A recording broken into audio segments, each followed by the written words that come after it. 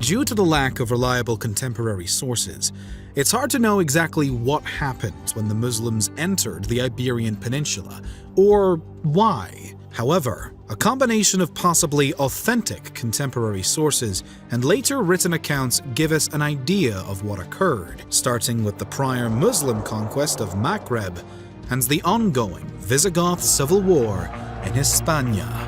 While it's not crystal clear as to how the Visigoths in Hispania had turned on each other, it does seem evident that a civil war was afoot in the early 8th century. The Visigoth elites had been on a downward spiral for some time, and upon the death of their king, Witiza, the situation escalated rapidly. There was no clear successor, as none appeared to have majority support, although two contenders stood out in particular: Roderick and Aquila II. Sources conflict when it comes to who was, or if there was, one single king at the time of Islam's entry into Spain. But it's generally believed that there was a state of royal division based on numismatic evidence.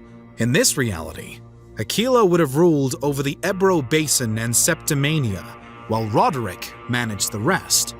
It was Roderick, however, who proved most relevant in the events to follow.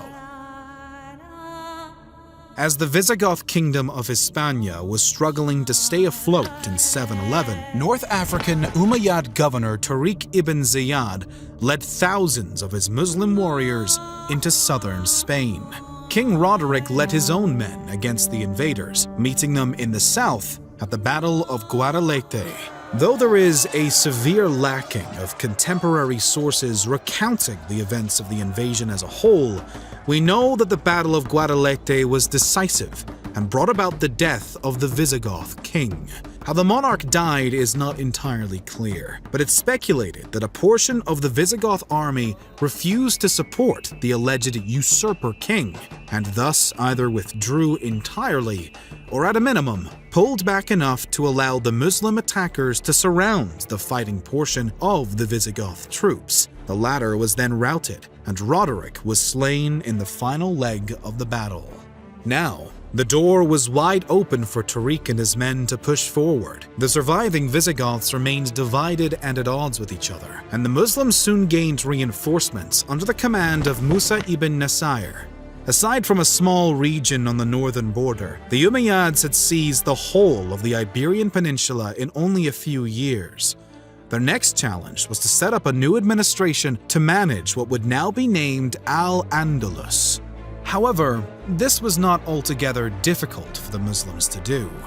While religions and cultural differences between the invaders and their victims were stark, much of the Visigoth elite hadn't cared all that much about supporting their kingdom anyway, and thus would do whatever they were asked in order to protect their own power. This led to a series of agreements between the Umayyads and Visigoths, which ultimately kept life fairly consistent for the conqueror's new Christian subjects. Many of the local Christians, nevertheless, would soon begin converting to Islam, though exact numbers are unknown, and Spain would remain under Muslim rule for centuries. From the Umayyad Caliphate to the Emirate of Granada, the Iberian Peninsula was becoming more and more Islamic. However, this was still a temporary status, because as we know, Spain would soon become synonymous with Christianity yet again. The Christian inhabitants of the region have been piece by piece chipping away at the Muslim rulers in Iberia in an effort known as Reconquista, starting back in the 8th to 9th century. In 1035, the Kingdom of Aragon was established on the east end of the peninsula by the Christian reconquerors, shortly followed by the formation of the Kingdom of Castile toward the center, which would eventually be sandwiched by the Christian Kingdom of Portugal. This left a relatively small chunk of Iberian lands to the Muslim conquerors, and internal strife was beginning to bubble with the remaining emirate. As the Muslim stronghold weakened, the Christian kingdoms were strengthening. In 1469, Ferdinand of Aragon and Isabella of Castile were wed, and the race was on to once and for all unite the Spanish lands. After convincing Pope Sixtus IV to deem the planned invasion a crusade, the Catholic monarchs, as they were often called, laid siege to the Muslim resistance. On January 2, 1492, the Sultan of the Emirate of Granada, Muhammad XII, finally surrendered his land to the Christian kingdoms. And just like that, Al-Andalus was no more. Nevertheless, the Islamic faith throughout Iberia didn't disappear overnight. At its peak, Islamic Spain had housed upwards of 5 million Muslims, and while the number had declined somewhat drastically by the fall of the Emirate of Granada, there was still at least 500,000 Muslims throughout the Al-Andalus lands. This is because, at first, the Christian reconquerors had opted to feign tolerance for both the Muslim and Jewish populations within Iberia. In the Treaty of Granada, the Catholic monarchs agreed to treat their new Muslim subjects, or Moors, with tolerance and fair treatment. As for the Jewish citizens, the treaty gave them the option to either convert to Christianity or leave the Iberian Peninsula within the next 3 years. This agreement, however, never really mattered to the Spaniards.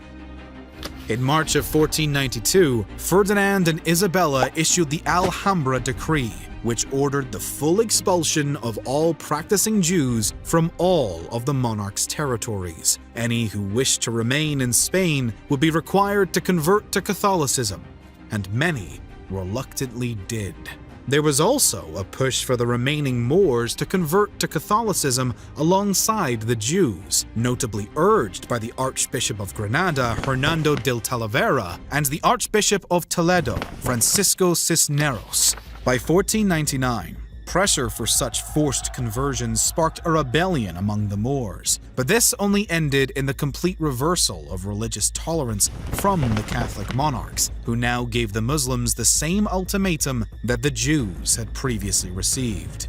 This drastically reduced the Moor population throughout the Spanish lands, but it wouldn't be the last expulsion either. At the beginning of the 17th century, King Philip III of Spain issued a decree aimed at expelling all descendants of the former Muslim population, even those who had converted to Catholicism. By this point, the Arabic language had already been outlawed by Philip II, and Arabic books had been burned en masse. It's believed that the fear of continued rebellions and a want for religious unity is what led to these acts. But whatever the reason, they made being a Muslim in Spain essentially impossible.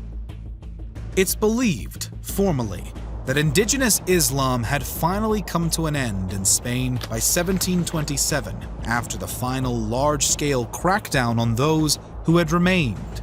All the while, the Muslim world of North Africa and the newly expanded Ottoman Empire had become safe havens, not just for Muslims, but even for the Iberian Jews. Many of both faiths had fled to these lands as opposed to trying to remain on the Iberian Peninsula in the face of persecution. By this point, there wasn't much of a reason for any religious minority to remain under the Spanish crown, especially for the Jews and Muslims. This means that the answer to what happened to the Muslim majority in Spain can be explained in two parts.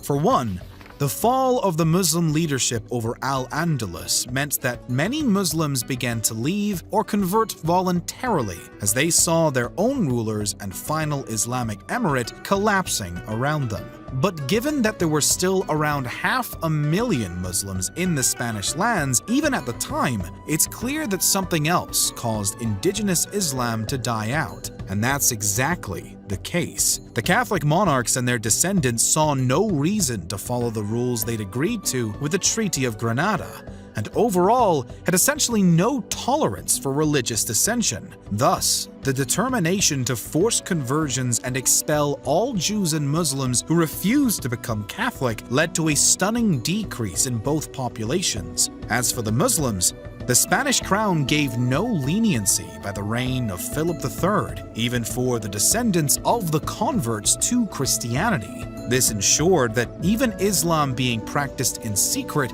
would disappear from the kingdom.